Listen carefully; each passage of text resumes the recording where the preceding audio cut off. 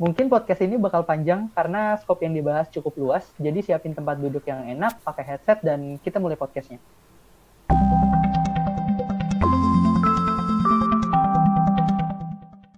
Hello, welcome to Positive.dev, podcast simple tentang teknologi informasi. Pada hari ini kita akan membahas tentang topik yang mungkin cukup populer di kalangan mahasiswa tingkat akhir atau fresh graduates, yaitu adapting to software engineering role, terutama ketika baru kelar dari kuliah atau out of college. Jadi kira-kira paling kita akan nge-share kayak pengalaman kita saat meluncur di dunia kerja untuk pertama kalinya itu gimana. Ya, jadi sebelum mulai mungkin gue bakal introduce kita dulu. Jadi di sini kita berdua, ada gue, Devin, jadi software engineer dari sebuah startup di Jakarta. Terus ada juga satu lagi, silakan Jun. Nama gue Clavin Jun. Saat ini sedang intern di sebuah startup juga di Jakarta. Tapi mostly status gue sekarang adalah mahasiswa. Oke, jadi mungkin kita bisa provide kayak dua point of view, satu dari yang gue udah 2 tahun kerja, dan satu lagi yang akan lulus gitu, jadi intern. Jadi udah masa-masa akhir kuliah lah.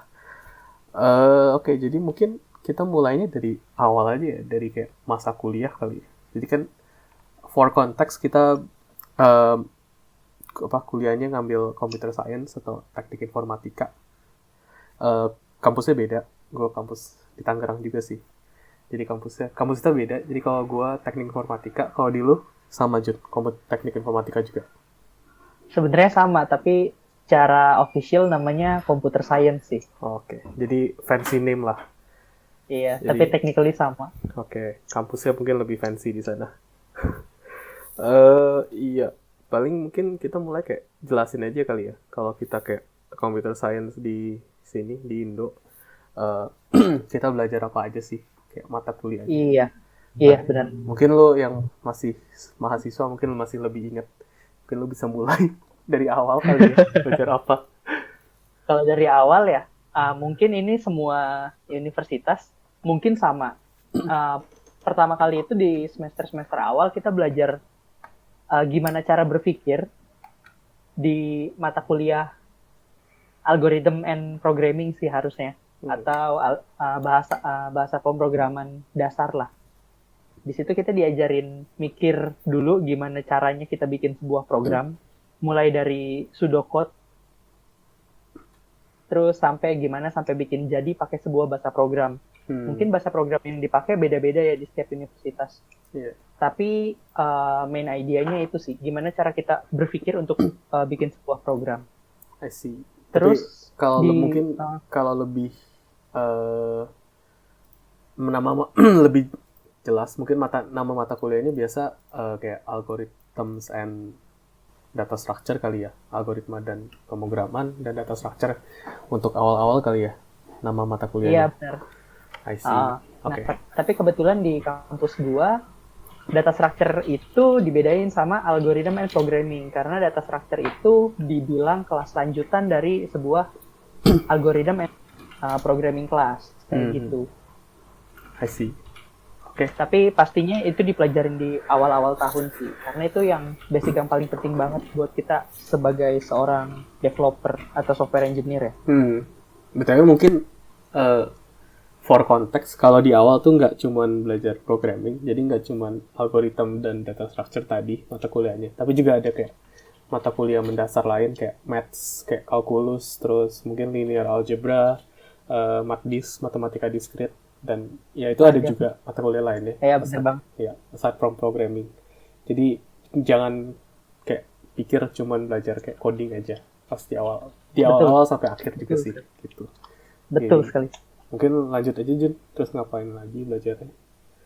Nah, terus selain yang programming dasar kayak gitu dan matematika, ya tentunya ada kayak mata kuliah wajib lain yang kurang berhubungan sama jurusan kita.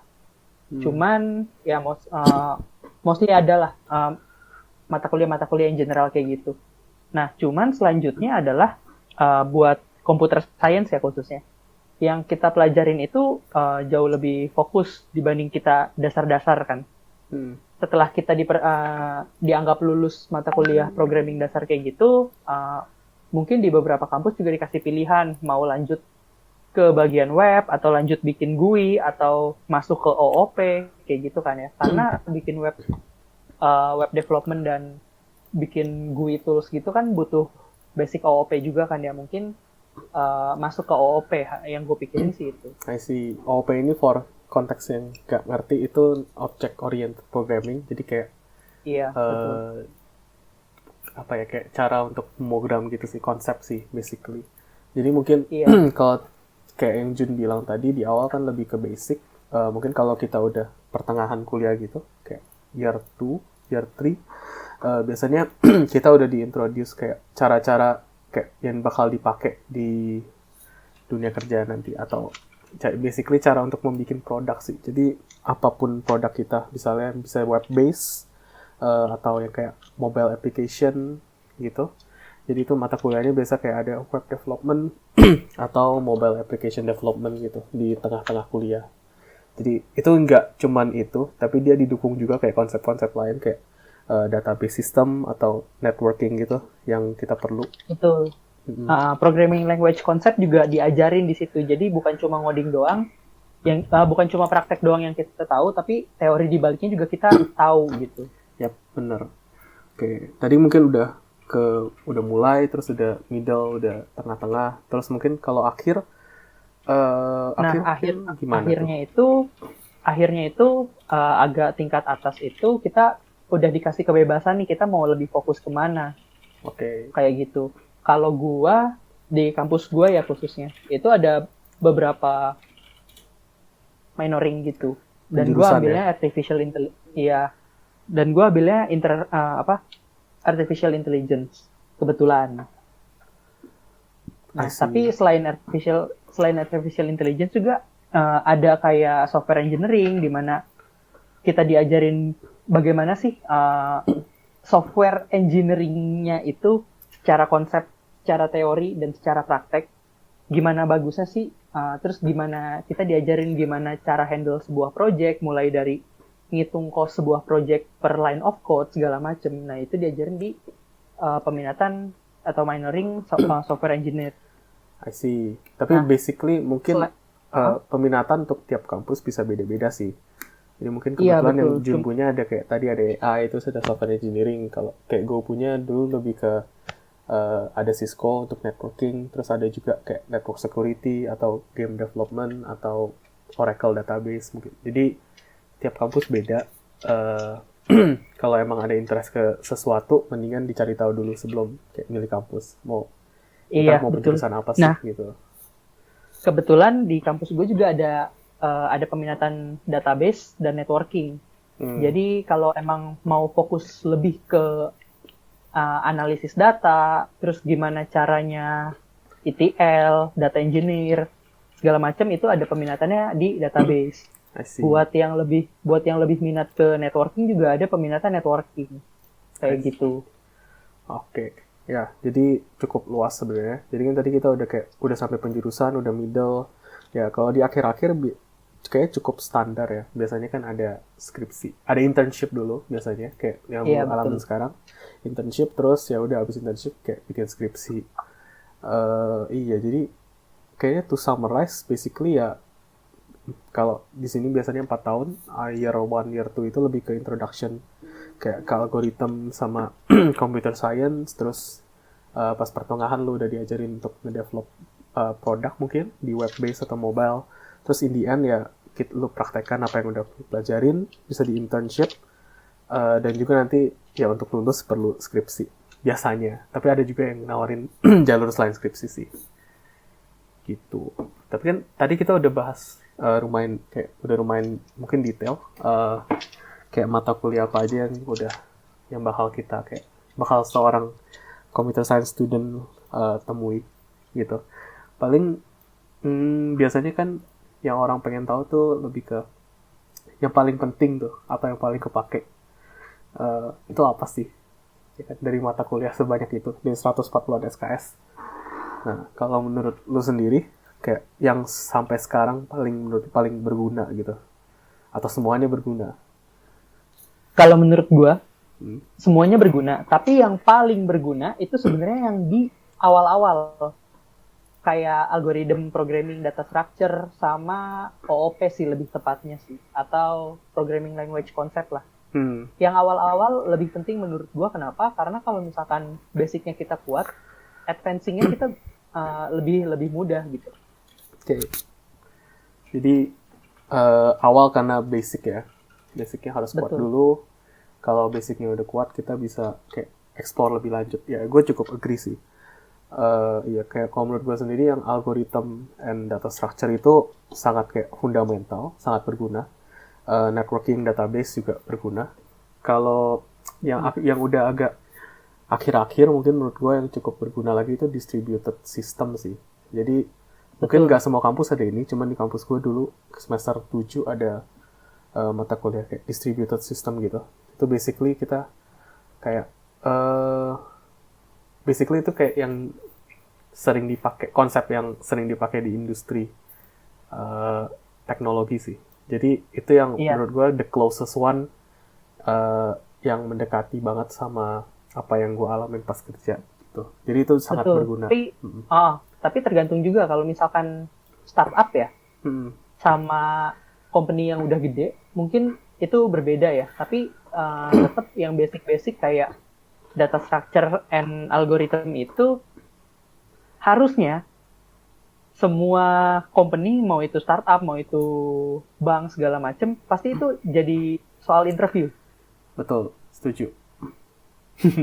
Ya itu nanti kita bahas lebih lanjut mungkin pas interview. Iya, betul. Ya, tapi mungkin for konteks juga kita apa yang kita omongin mungkin lebih fokus ke back end. Jadi kalau yang kayak gue bilang tadi distributed system, kalau lu interest front end kayaknya nggak apply. Kayak itu mungkin nggak terlalu apply buat lu gitu sih. Oh iya, benar. Jadi setiap role tuh bisa beda apa sih yang penting gitu. Tapi kalau menurut kita sebagai yang mostly back end, ya basic sih sama.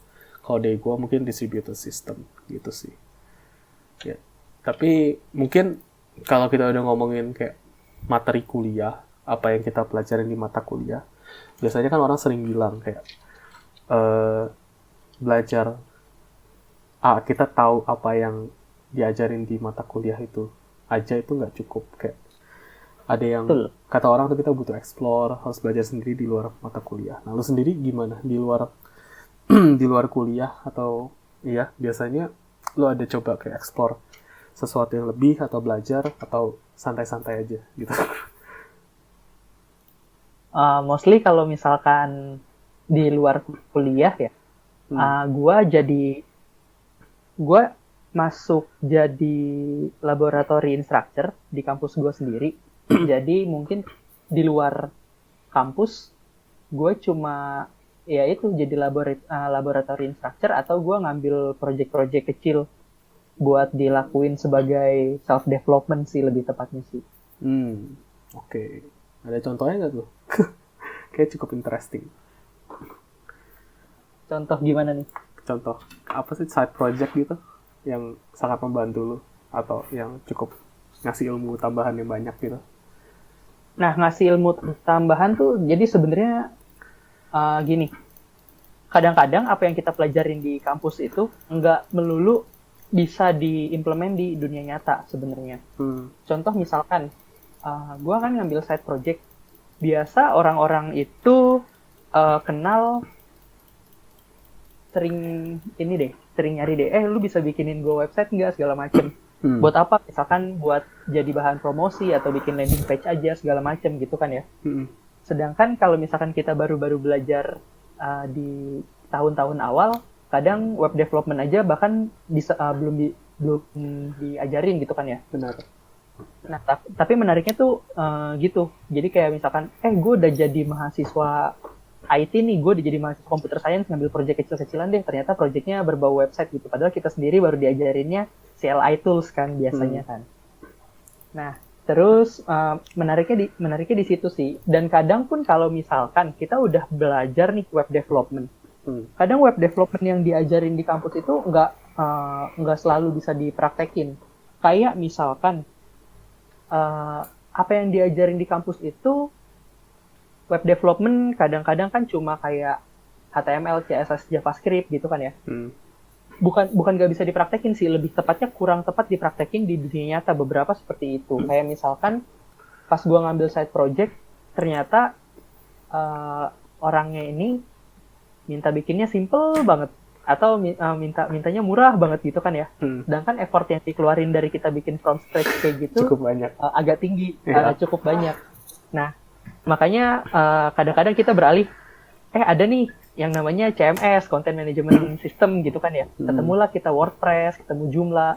Kadang-kadang dengan adanya WordPress sama Joomla kayak gitu, yang namanya CMS ya, itu sangat membantu buat web development. Dimana kita nggak perlu, bahkan kita nggak perlu handle HTML, CSS, JavaScript-nya lagi. Kita cuma tinggal install, klik-klik, jadi gitu kan. Iya. Yep. Jadi nggak melulu yang diajarin di kampus itu kita bisa pakai di dunia nyata dan dapat duit. Tapi nggak menutup kemungkinan juga kalau misalkan kita pelajarin dan terus kita pakai. Buktinya sampai sekarang gue masih pakai apa yang diajarin di kampus kayak gitu. I see. Wow. Menariknya di situ sih. It's very very complete answer kayaknya. Jadi kalau dari gue sendiri, ya gue setuju banget sama itu. Side project sangat membantu. Mungkin kalau tadi yang gue nangkep dari lu,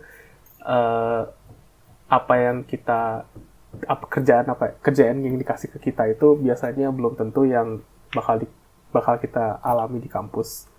Betul.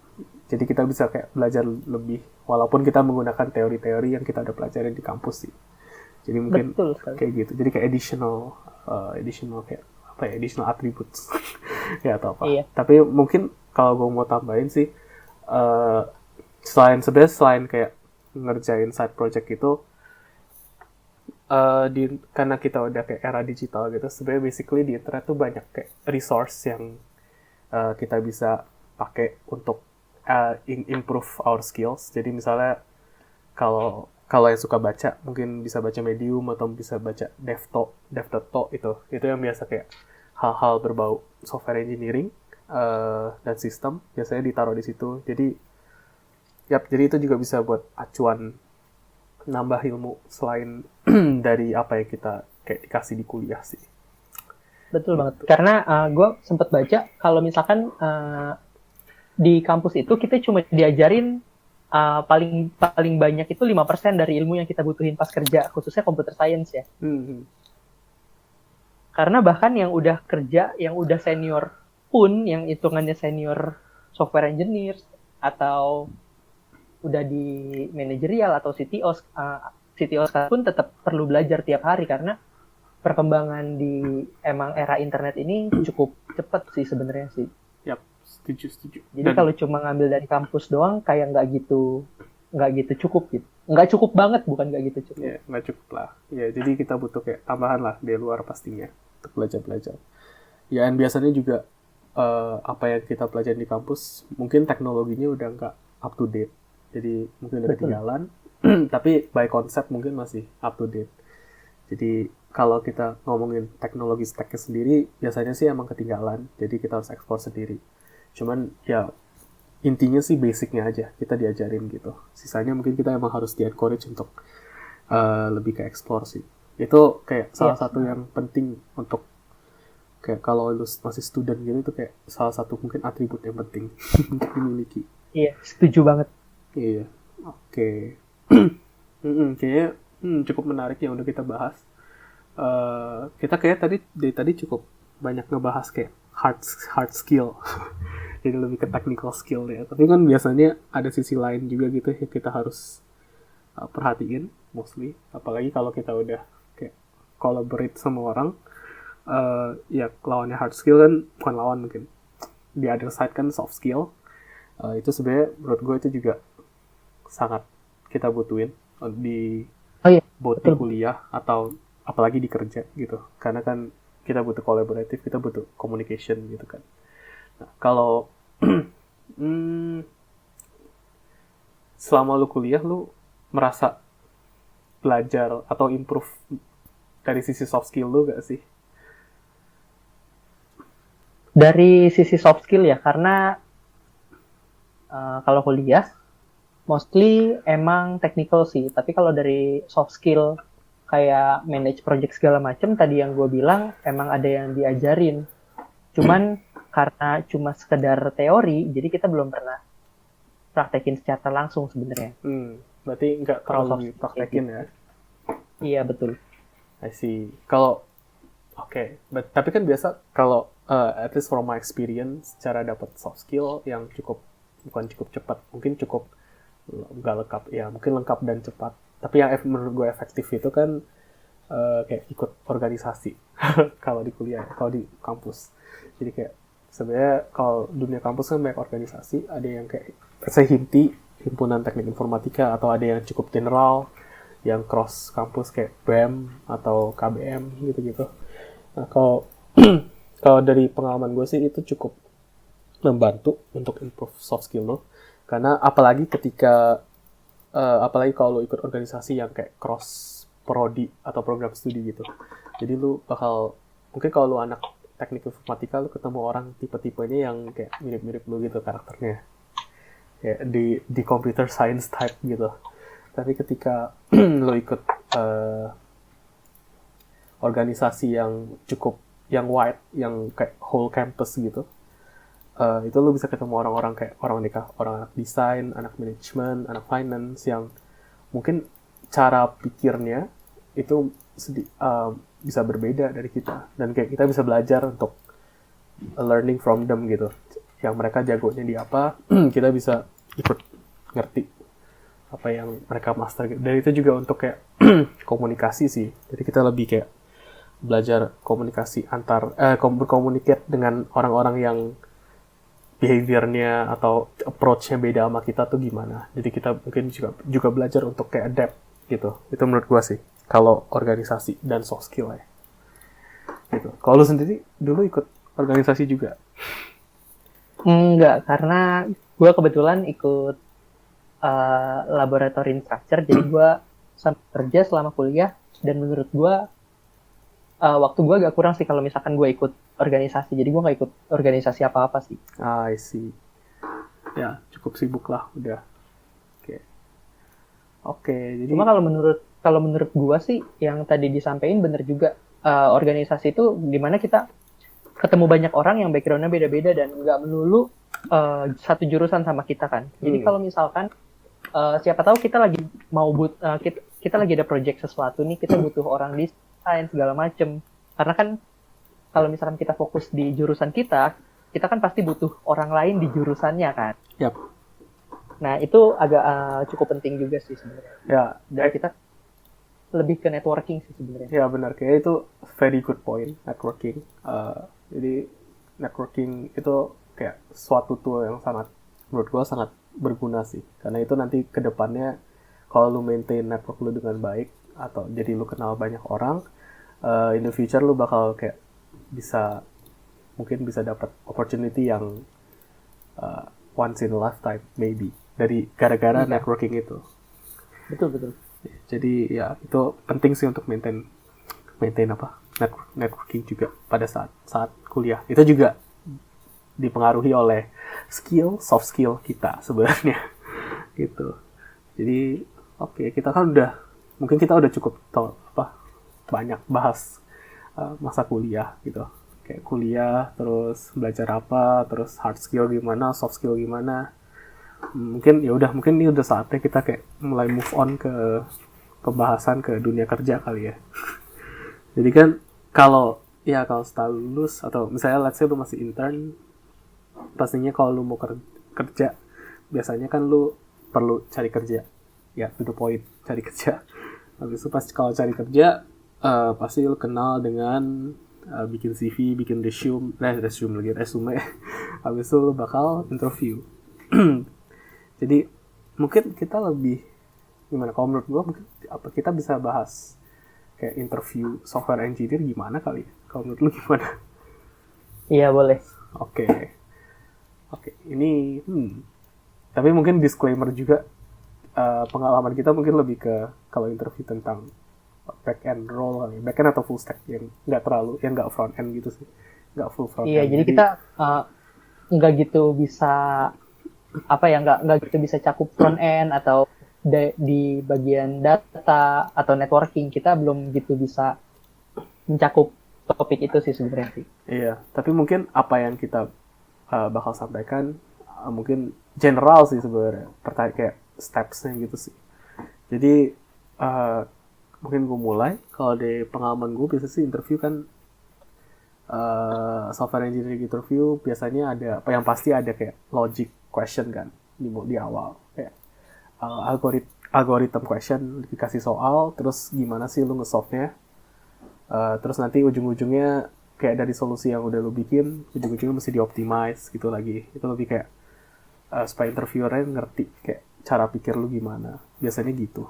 Terus mungkin komponen lainnya ada juga sistem design interview. Jadi sistem desain lebih kayak, let's say lu dikasih case, kalau gue mau bikin Twitter gimana, mulainya gimana, terus ya udah lu disuruh desain database-nya gimana, arsitekturnya gimana, dan lain-lainnya gimana. Jadi mungkin dua itu kayak soal yang cukup general. Mungkin kalau logic kayaknya gue cukup yakin di front end bakal ditanya, data bakal ditanya, networking gue kurang tahu, tapi mungkin di tim kalau infrastructure juga bakal ditanya, karena ya itu kayak Enjun sering bilang itu kayak basic dari segalanya. Cuman kalau sistem desain mungkin maybe back end doang ditanya, ya, gue juga not really sure, tapi itu biasanya dua itu sih. Dan startups, I think semua company nggak cuma startup biasanya juga kayak ada round culture fit gitu. Jadi besides technical skill lu, hard skill, lu juga bakal dinilai apakah cocok dengan culture dari company itu. Itu biasa lebih ke soft skill sih yang dilihat, mungkin gitu. Ya mungkin kalau pengalaman kayak intern gitu, interviewnya gimana Jun? Mungkin ya, ini mungkin karena gue belum pernah interview buat full time atau fresh grad. Gue baru pertama kali interview cuma buat intern aja. Dan menurut gue interview buat intern itu cukup bakal jauh lebih mudah ketimbang fresh grad atau nyari junior developer gitu ya. Alasan gue ngomong kayak gitu adalah pertama ya kita cuma intern. Jadi palingan yang ditanya balik lagi logik. Kita bisa mikir sejauh mana buat nyelesain sebuah problem. Mungkin jauh lebih ke situ. Kalau buat sistem desain mungkin cuma ditanya sebatas ya tahu aja kita udah sampai mana sih belajarnya, mungkin sampai situ.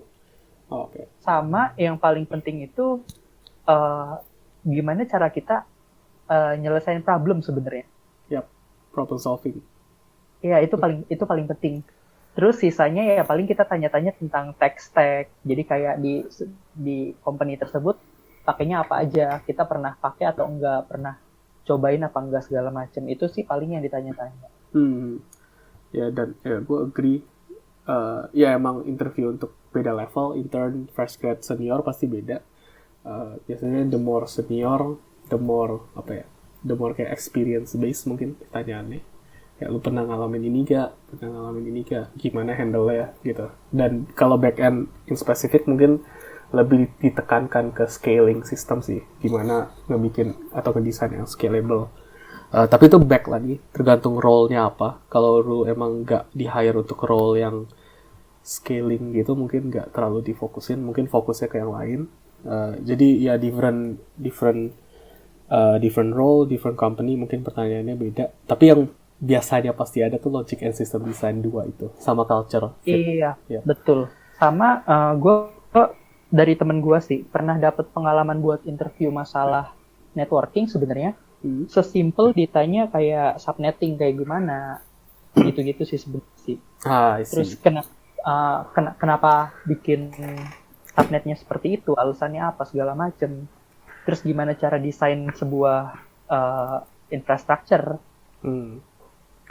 Kayak gitu-gitu. Yap.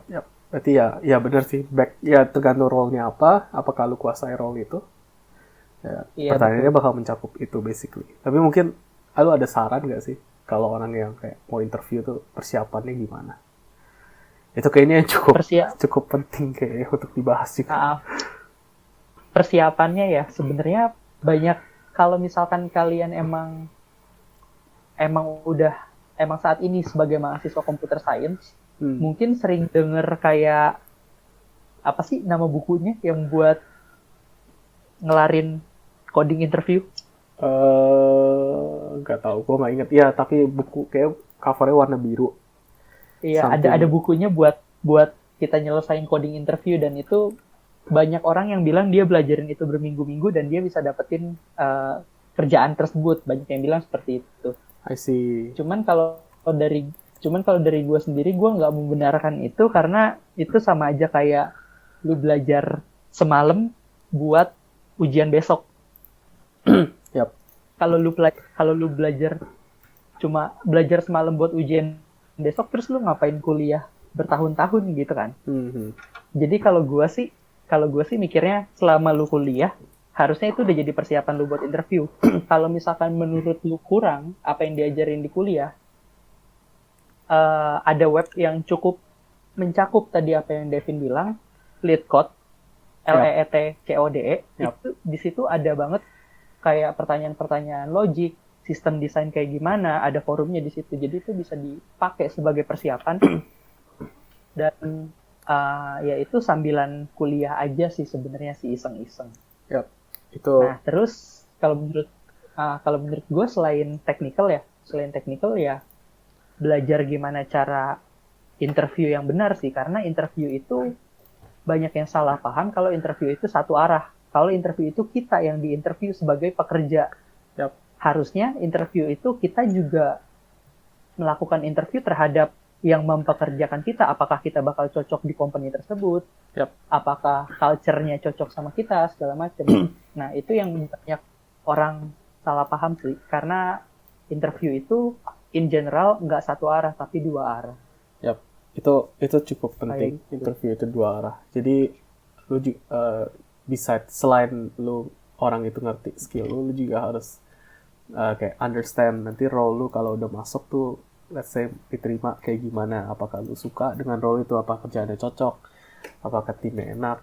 Terus ya itu benar poin yang bagus. Jadi interview jangan dianggap satu arah, tapi juga lu bisa kan udah ketemu nih, udah ngobrol, jadi itu anggap aja sebagai opportunity buat ngenalin kayak your future workplace tuh nanti kayak gimana gitu. Jadi lu bisa ada judgement juga di lain itu. Terus mungkin kalau gue tambahin, LeetCode setuju, tapi itu biasanya different tergantung company-nya. Kalau lu mau masuk Google, Facebook itu sangat penting kayaknya LeetCode. Itu biasa mereka nanya-nanya soal LeetCode. Mungkin kayak kalau di Indo ada juga yang kayak nanya soal competitive programming gitu, tapi kayaknya nggak se-hardcore yang ditanya Google sih, at least yang gue pernah ngalamin gitu. Jadi yang bisa lu solve lah harusnya, manageable gitu sih, masih manageable. Terus kayaknya yang penting tuh tidur sih. Jadi kalau lu nggak tidur, otak lu sebelum interview nggak bakal benar dan nggak bakal tenang. Dan ya itu sebenarnya problem lain. Ada orang yang takut, bukan takut, worry mau interview jadi pikiran nggak bisa tidur. Itu valid, mengerti masalahnya ada, cuman ya saran deh, itu gue bukan orang yang bisa menjawab gimana nggak worry gitu, karena gue juga ngalamin. Tapi basically ya tidur itu menurut gue cukup penting kalau buat apapun sih, apalagi terutama kalau mau interview gitu. Betul. Setuju.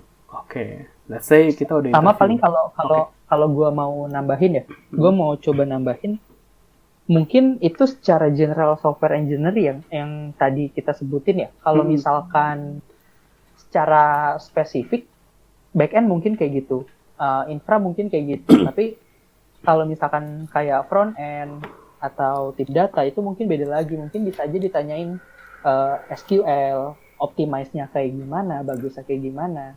Yep. Kalau front end mungkin ya ditanyain kayak SPA, PWA,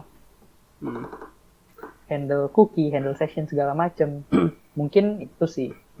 Benar. Ya, jadi baik lagi, kalau pertanyaan biasanya untuk tiap role bisa beda, tapi mostly biasanya ada logic dan sistem design, sama culture fit sih. Cuman ya beda-beda lah. Oke. Terus kan let's say kita udah interview, positif misalnya hopefully resultnya positif. Terus kan ya kalau kita udah lolos, biasanya next stepnya kayak lebih ke offering gitu. Kayak offering, kayak company-nya offer kayak nego gaji mungkin kontrak berapa gimana gitu-gitu. Terus kalau lu udah agree, ya udah langsung kayak ada starting date-nya kapan, effective date-nya kapan, udah langsung kerja. Basically lu udah masuk kayak ke dunia kerja gitu. Jadi setelah interview, lolos, semuanya happy, udah face the reality, kita mulai kerja gitu. Ya cukup straightforward sih kayaknya prosesnya ya menurut gua. Iya. Dan itu mungkin Dan gak cuma software engineer, yang lain juga gitu basically. iya. Dan hari-hari pertama itu hari paling menakutkan sebenarnya. Yap, itu benar. Itu menakutkan bisa jadi iya, karena lu perlu adaptasinya lumayan banyak. Lu mesti nginget nama banyak orang, segala macem. Betul. Wah, ingat nama tuh gue sangat sulit. Ingat nama, ingat muka. Terus kalau lu ketemu orang kayak senyum, kan lu bingung ini siapa gitu. Oke. Tapi iya sih. Kalau gitu lu ngalamin kayak apa sih perbedaan yang paling lu kayak rasain gitu antara kerja dan kuliah? Kerja dan kuliah, kalau misalkan masalah soft skill, mungkin ngomong jadi lebih susah ya, karena kita perlu komunikasi ke banyak orang segala macem, dan kita perlu nginget-nginget ini siapa, namanya siapa, role-nya apa, segala macem. Terus gimana cara kita handle project-nya itu lebih dipertanggungjawabkan sih, nggak kayak kuliah yang ada tugas nih, terus lu keskip ngumpulin, ya udah lu nggak dapat nilai. Sedangkan kalau misalkan kita udah kerja, lu nggak ngumpulin tugas nih, ya udah lanjut di sprint selanjutnya tugas lu. Dan tapi nggak bisa kayak gitu juga, karena ada deadline segala macam, dan deadline-nya kadang strict, kita nggak bisa lewatin. Siap. Mungkin seperti itu ya. Nah itu bedanya masalah kerja sama kuliah. Di soft skill lebih tepatnya tanggung jawabnya sih lebih gede. Atau mungkin kalau misalkan lu cuma intern misalkan ya, atau lu cuma intern gitu, mungkin lu dikasih tanggung jawabnya nggak berat-berat banget, mungkin lu dikasih projectnya yang nggak priority zero gitu. Itu bisa aja, tapi ada kemungkinan lu dikasih juga dikasih juga tanggung jawab tersebut buat ngetes lu bisa sampai mana sih, atau mungkin lu dipercaya sama atasan lu atau project manager lu buat ngerjain, ya itu nggak ada yang tahu kan. Yap, betul. Selain tanggung jawab juga kayak technical itu lebih strict sih, kayak kita nggak bisa tiba-tiba gue udah salah bikin nih, gue bikin dari awal deh segala macem. Itu nggak bisa juga. Terus kayak misalkan kita bikin database ternyata ada salah nih, kita tinggal semudah hapus aja kan sebenarnya, terus kita coba desain ulang. Nah kalau misalkan di kampus kayak gitu, di kerjaan nggak bisa sih, kita harus pikirin mateng-mateng. Kalau misalkan udah oke, kira-kira nggak ada masalah yang begitu berarti misalkan, atau masalahnya ternyata ada masalah nih, tapi misalkan belum bakal sampai ke situ. Kalau konsep yang gua pelajarin sih ada namanya YAGNI ya. Yep. YAGNI kalau lu pernah dengar. Yep. YAGNI. Jadi kalau misalkan kira-kira problemnya belum kelihatan, seenggaknya lu avoid, jangan sampai ketemu problem itu sih. Tapi ya kayak gitu, karena selama kerja database-nya itu bakal banyak banget, dan lu nggak bisa semena-mena gue hapus ini aja deh, gue ganti sama ini deh. Karena datanya itu banyak dan backup-nya itu makan waktu. Nggak sama kayak kuliah yang paling lu kerjain project cuma ada 10 row, 50 row. Kalau misalkan di kerjaan itu bisa berjuta-juta data, dan itu lu pertanggungjawabkan data customer sih sebenarnya sih. Yep, jadi lu nggak bisa main kayak gitu aja. Terus bedanya kerja sama kuliah itu, kalau misalkan kuliah kita cuma mentingin salah satu, kayak misalkan gue kalau misalkan ngerti teori aja, gue tinggal hafalin, gue masih bisa lulus nih. Atau gue ngerjain praktek aja, gue masih bisa lulus nih. Kalau misalkan di kerjaan, lu nggak bisa kayak gitu, karena dua-duanya itu cukup diuji sih. kayak misalkan lu ditanya kalau misalkan ada problem kayak gini, lu nyelesainnya gimana? Nah, solusi yang lu tawarkan itu ya harus bener-bener lu pikirin, kayak approach-nya yang A misalkan. Ya itu lu pikirin juga kenapa lu pilih approach A dibanding approach B, misalkan kayak gitu. Harus ada teori di balik itu yang mendukung opini lu, yang mendukung solusi lu gitu. Jadi ada alasan kenapa tuh pakai itu. Jadi nggak bisa salah satu aja, tapi teori atau praktek itu sama-sama penting kalau misalkan di kerja ya, dunia nyata ya. Yap. Selanjutnya yang paling gak bisa dihindarin adalah sindrom yang ada di dunia kerja. Itu ya. Yang dimana lu imposter syndrome. Yap. That one. Dimana lu selalu ketemu orang-orang yang lebih pintar daripada lu, walaupun lu di kampus lu dapet IPK 4 segala macem, lu banyak ketemu orang pintar di kampus, tapi pas kerja itu nyatanya kayak, oh ternyata yang gue pelajarin itu cuma segini. Jadi yang pas baru masuk dunia kerja itu bukan ilmu yang lu tahu bakal bertambah, tapi lu cuma bakal tahu apa yang lu nggak tahu. Itu yang bikin jadi apa yang lu nggak tahu. Oke, make sense. Iya, jadi lu nambah hal yang lu nggak tahu gitu loh. Yap, setuju. Oh ternyata gue nggak tahu hal ini loh gitu. Karena lu sebelumnya belum pernah tahu sama sekali kan. Nah itu sebenarnya yang bikin imposter syndrome, dan sindrom tersebut nggak bisa dihindarin siapa-siapa sih.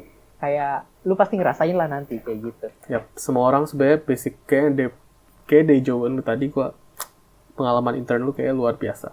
Sudah berpengalaman sekali Anda. Ya jadi gua kayak setuju sama hampir kayak most of it.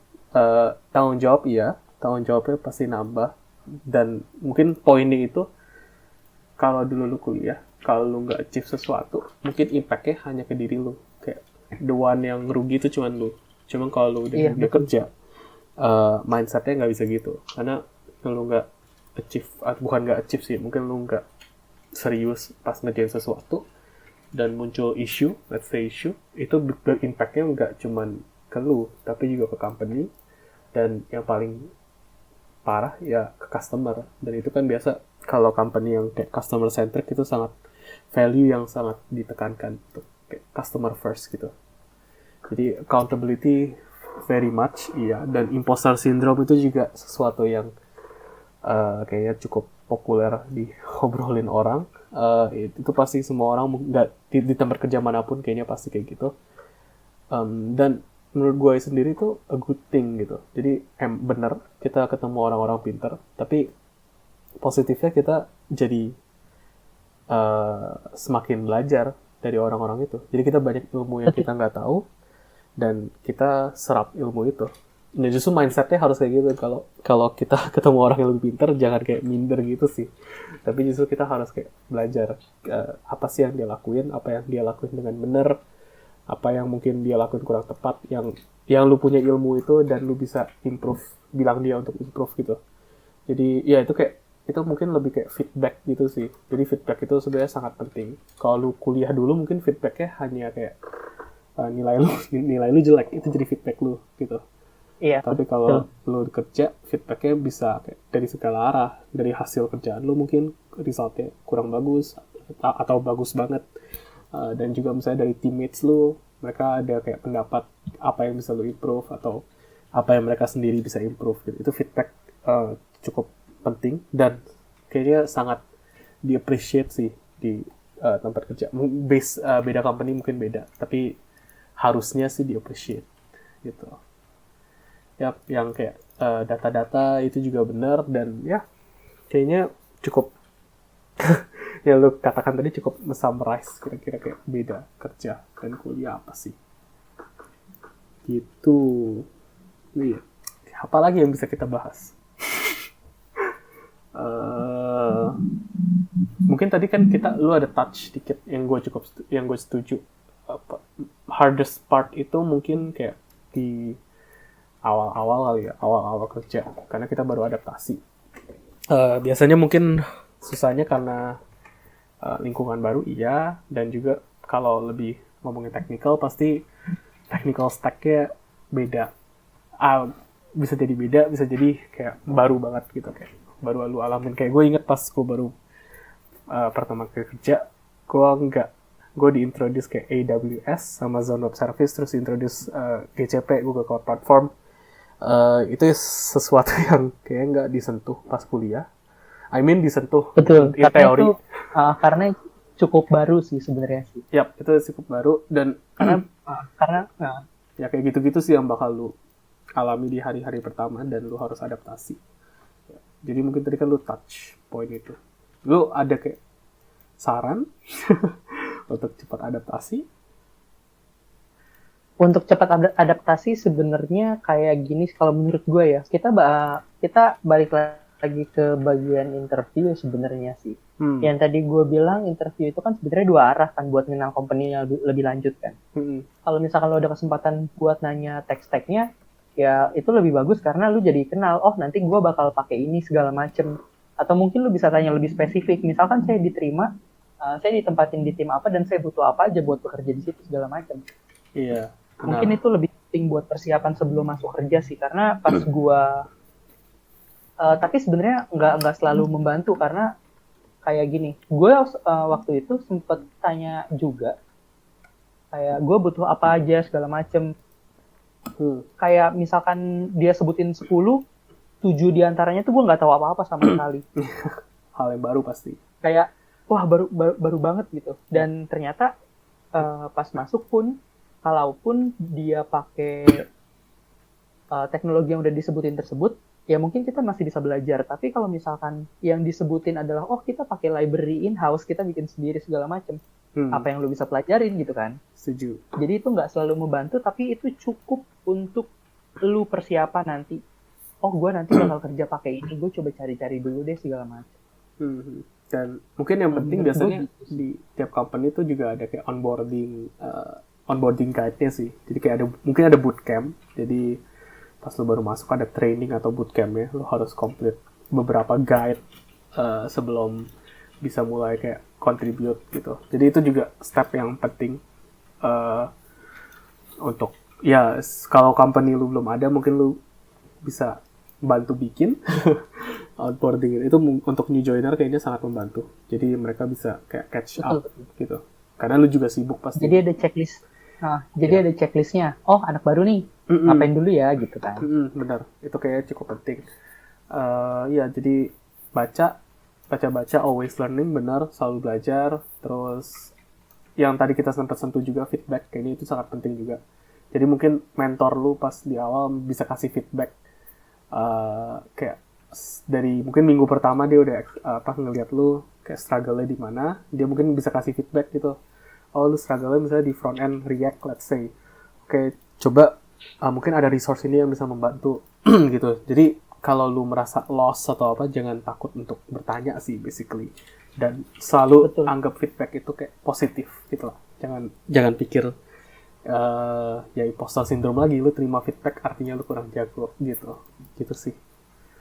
Betul. Dan kalau emang possible ya, kalau misalkan lu bisa minta pair programming dan itu bisa dikasih, mungkin menurut gue itu jauh lebih cepat sih buat belajar di pertama-tama sih. I see. Pair programming sebenarnya kayak interesting topic sih. Ya, in a way mungkin lu bisa jadi cepat, tapi lu juga bisa jadi sebenarnya double edged sword gitu kalau menurut gue. Jadi lu bisa in one way lu bisa jadi cepat, tapi in other way lu juga bisa merasa minder karena teman lu kerjainnya dengan cepat. Iya, dan kadang-kadang kayak misalkan, aduh gue takut nih ngodingnya diliatin segala macem. Iya, terus panik. Nah itu terus panik. Iya, itu something itu kayak hal-hal yang di awal-awal lu pasti kayak temuin sih. Jadi cukup normal, tapi menurut gue yang key takeaway-nya itu kalau nggak tahu, always ask question. Terus kalau ada feedback, dengerin, jangan cuma dengerin, tapi kalau lu ada feedback juga give feedback gitu. Terus onboarding dokumen pretty much cukup penting gitu. Jadi ya kayaknya itu sih kalau dari gue dan dari kita mungkin untuk adaptasi ya di awal-awal ya. Dari lu ada tambahan nggak untuk itu? Kalau dari gue sih paling itu aja. Terus gue mau coba bahas ini nih, kayak apa ya? nggak enaknya kalau misalkan kita Software bekerja engineer. sebagai software engineer, ya. Kayak banyak orang sering nanya. Oke, mulai di gua. Karena kita sering nih, kan lu anak IT gitu kan, Iya kan lu anak IT, itu ada meme-nya. kan lu anak IT, Mungkin nanti pas gue edit terus gue disuruh putar. benerin AC. Oke. Iya. Biasa sih disuruh ngehack sih. Ngehack Facebook. Iya, nge-hack Facebook sama Instagram. Iya. Oke. Kalau dari gua nggak enaknya jadi software engineer. Enaknya banyak, tapi nggak enaknya juga ada. Nggak enaknya salah satunya ya, ini mungkin bukan nggak enak sih, ini mungkin kayak ini privilege juga sebenarnya. Jadi kayak bisa lu anggap positif atau negatif, tapi kan yang pastinya lu harus terus belajar. Jadi kayak belajarnya nggak pernah berhenti. Karena selalu ada teknologi geraknya sangat cepat. Walau bisa aja ada stack yang baru, bisa aja besok ada stack baru langsung yang tiba-tiba booming gitu. Dan kalau lu mau kayak ikut di tren itu, lo harus belajar. Jadi teknologi kayak gitu cepat dan banyak berubah. Itu menurut gue yang cukup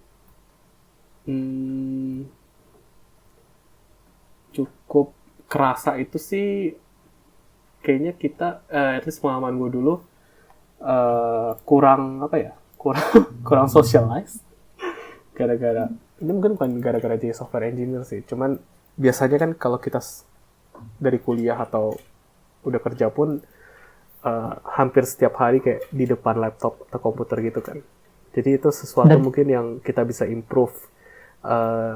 Emang enak ya duduk ketik-ketik nonton karena udah duduk, jadi udah kayak udah moodnya nonton duduk gitu, males-malesan.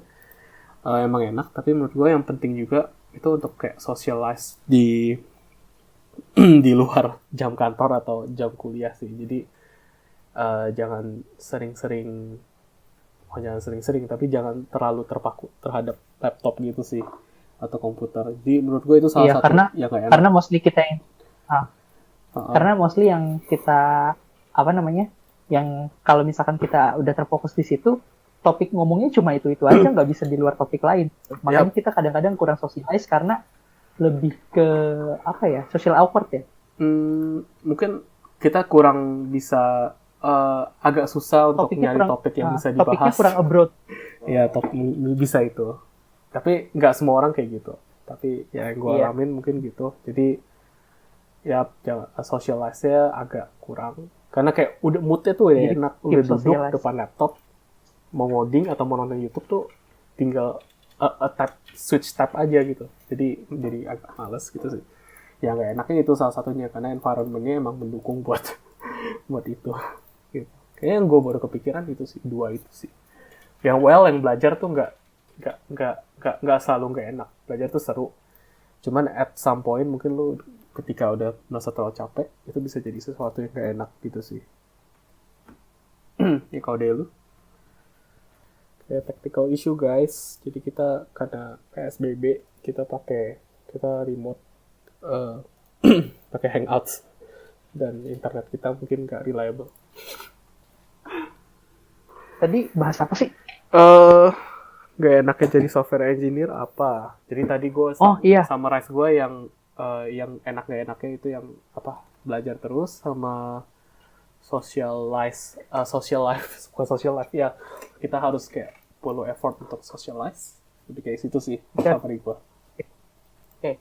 Jadi sebenarnya yang gue mau nambahin yang gak enaknya itu, tadi gue baru nonton sebuah video sebenarnya. Jadi video itu dimana kita yang ngerti di technical ya sebenarnya ya. Pas kita diajak meeting sama manajerial, sama atasan segala macem, itu kadang kayak mereka nggak ngerti secara technical kenapa impossible gitu. Mereka taunya ini harusnya bisa gitu, tapi kenapa nggak bisa? Yang nggak ngerti kita jelasinnya sebenarnya susah sih. I see. Ya, oke, ngerti. Yap. Communication ya, berarti kayak gimana kita ngejelasin technical term ke orang yang nggak terlalu technical kan? Iya betul, dan kadang-kadang mereka nggak mau tahu ini harusnya bisa gitu kan? Ya, I get that. Iya, tapi setuju sih. Jadi dari lu lebih ke situ berarti ya, poin gak enaknya apa? Iya. I see. Tapi enaknya banyak kan sebenarnya. Enaknya banyak, gajinya kenceng. Well, ya depends. Gaji kencang iya, karena lagi hot-hotnya. Tapi mungkin Iya betul. nggak tahu berapa lama lagi kayak gini. Apalagi lagi corona. Dan gini. karena kita dianggap bahan langka sama pemerintah. Ya, Indonesia kekurangan IT. balik Jadi lagi mungkin ya. itu yang bikin gajinya gede ya. Bisa jadi iya. Ya supply demand lah. Mungkin demandnya kurang. Supply-nya kurang, demandnya banyak. Ya udah, harganya ngikut. Gitu. Yap. Dari Ya, gue itu aja sih. mungkin yang enaknya lain, kita bisa melihat produk yang kita contribute itu dipakai oleh kayak orang lain, orang banyak gitu, impact-nya ada. Mungkin itu cukup satisfying kalau emang lu tipe orang yang kayak gitu. Itu yang satisfy lu. Kayaknya gitu sih. Mungkin ya enaknya banyak, nggak enaknya juga ada. Gitulah. Jadi ya kayak other things in life semuanya kayak gitu. Jadi kayak untuk pembahasan hari ini kayak kita cukup sampai sini aja. Jadi kita udah kayak kira-kira ngebahas tadi kuliah gimana as computer science, terus belajar apa aja, terus menurut kita apa yang penting, terus nanti Kepake atau enggak? ya kepake atau enggak, terus hard skill, soft skill kira-kira apa, gimana, dan kalau kita mau bridge ke dunia kerja, proses-prosesnya gimana, apa yang ditanya, terus apa yang dilihat, ya terus enak gak enaknya jadi engineer. Jadi kayak kita mungkin udah cukup lama juga bahasnya, udah mulai capek ngomongnya. Oke, jadi kayaknya cukup sampai sini. Iya, mungkin misalkan ada detail-detail yang nggak sempat kebahas, mungkin bisa coba email ke kita ya. Oh iya, bisa email ke kita. Ntar emailnya, linknya apa? Kita udah bikin ya. Kayak hello@positive.dev. Kalau gue salah, gue cut ini. Tapi kalau gue bener, gue tinggalin. Jadi hello@positive.dev harus sepertinya. Dan rencananya kita kayak bakal bikin ini. Kita bakal bikin beberapa lagi. Udah ada beberapa topik sih yang kita line up. Kayak mungkin kalau previewnya, kita udah topik kayak spesialis. Kayak nggak tahu orang-orang yang bingung mau fokusnya bedanya apa sih back end front end dan mau fokus kemana.